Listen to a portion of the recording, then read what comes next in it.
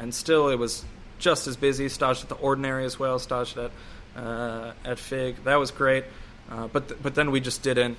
We were sort of, are we moving here because we want to do this, or are we moving because we want to get out of Vermont? It just wasn't. We sort of thought about it, and it wasn't the right time or reasons for us to be making this move. Kip's from South Carolina, just outside of Charlotte, but had never lived in Charleston. It just wasn't really the right. Mm-hmm. It would have been too many new things. Gotcha. And COVID was still like a thing. Yeah, it was very like freshly. Places were starting to open back up, and it was like, what if we get down there and then everything shuts down again? And now we're really up this creek with no paddles at all. So then we moved, back here, and I returned to Osaka, and at that time it was to take on the CDC position. Okay.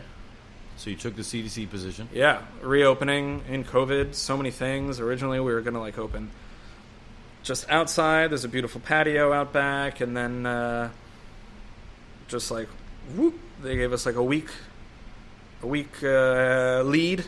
You can open your dining rooms indoors, 25% occupancy, this, that, and the other restriction, but you can open your dining rooms. So now it's like snap of the fingers, just like, okay, let's just reopen. Yeah. It's a big space, fine dining, so we could pretty much reopen with doing not that much less business in terms of amount of guests served than normal, because it's big, beautiful space. So now it's just sort of like, all right, business as usual. Let's figure this out. Redid the whole menu, save for a few things. It's just a trip. Yeah, it's such a wild, and now it's on me. It's just unreal. Yeah, it's just like a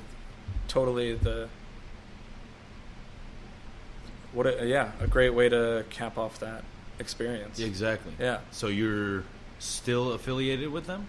No. I left the restaurant end of September. And now I'm on full chill out, full personal enlightenment mode, full just sort of re-engaging myself, falling in love with cooking again. Yeah.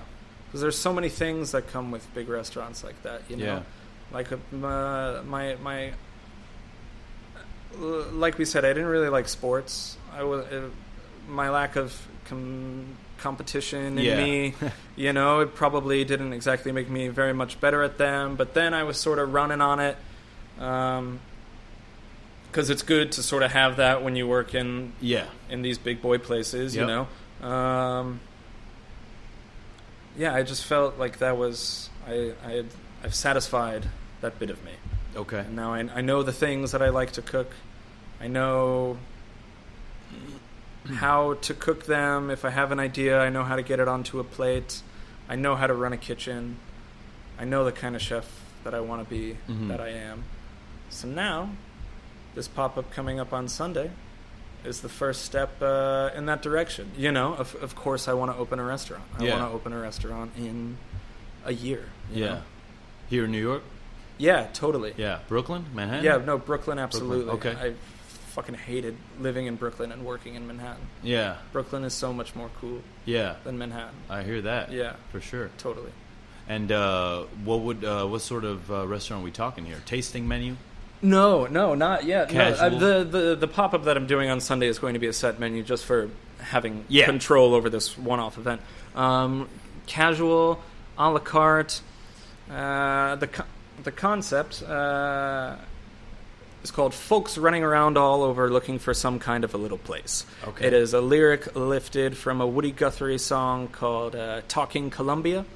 And it's basically sort of like, there's enough around. There's enough space. There's enough product, inspiration, business, just to have a little piece of the pie. Yeah. Just some sort of a little place, not making a lot of fuss. If it's busy and I'm serving what I want to serve, that's the aspiration reached, fulfilled, satisfied. Yeah. Very cool, man. I think it should be very cool. Yeah.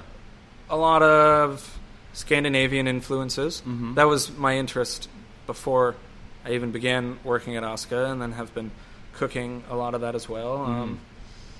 But just like more like bistro-esque, let's get loud, throw some French stuff in there, some English stuff in there, a little Canadian, these are the things, these are my personal ancestral background. These are the things I know, the flavors that I like. They make sense for me to be cooking them, Yeah, thrilled, completely ready to go, what I'm saying? Hell yes. Fuck yeah. And do you have a team in mind? Do you have people that you're going to reach out to, or no, you're just not focusing on the food first? Focusing on the food first. I have some friends that are helping me out. They're all currently actually employed, but I mean, my gosh, some of the crew that is in the kitchen at Oscar right now is my favorite people that I've ever worked with and cooked alongside. So not that I'm going to do anything shady, but we're hiring. No, it's just like it's a good way to get very close to people. Yeah, working in a restaurant that consumes so much of your life. Do you find yourself sort of cooking in the style of Oscar because you're so? Well, that's what I was sort of saying before when I was trying all this like shit,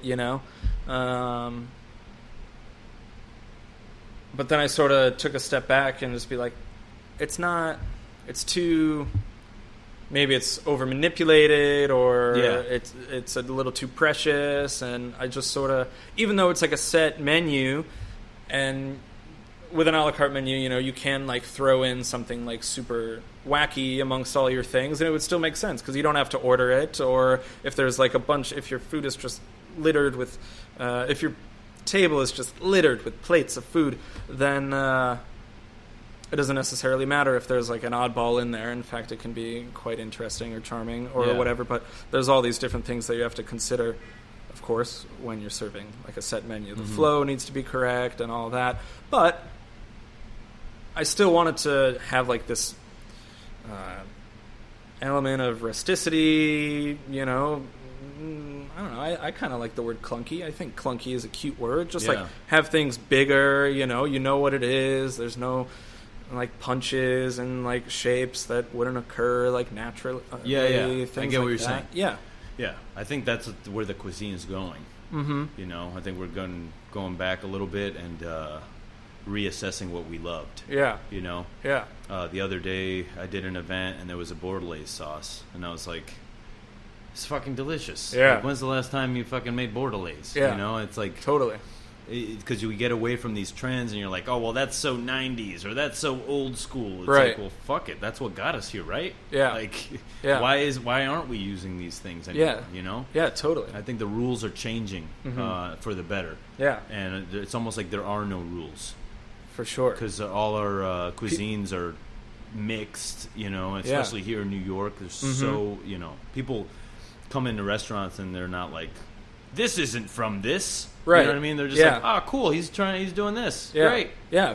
People just want something that's honest, authentic delicious. to the and fucking delicious, of course. Yeah. It's like you can have this like chef-driven restaurant without it being like about one person's demagoguery or pursuit of the top or competition or whatever. Heard that. Fuck yeah. Yeah. So happy to catch up with you. Happy to meet you. Yeah, fuck yeah. Yeah. It's crazy, like, you talk to the people for so long, and you're like, oh, finally meeting you face to face. I know, incredible. You look different in your pictures. I don't know how you pulled that off. Well, I've been told my hairline's receding, so perhaps I'm like, how you guys look so different? I'm like, I hope I'm not doing that too. Like, showing up places like, who is this guy? Like, no, I promise you know. You shouldn't cut your hair. No, I won't. You can't. No. I will at some point, because I feel like I was talking to somebody about this the other day. It's like there's this stigma when you open a restaurant that it has to live forever.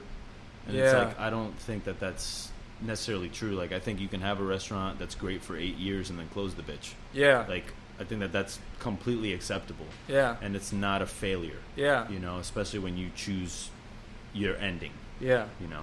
Otherwise, where's the value? Exactly. You know? And I feel like just everything has a life to it, and I'm sure you've been to those restaurants that have been around for 40 years, and they were great 10 years ago, and now Totally. it's kind of like the same. Yeah, like, yeah. It's sort of like, It's what's tired. going on here? Yeah. So I never want my place to be that. Mhm. I always want my place to be somewhere that has soul.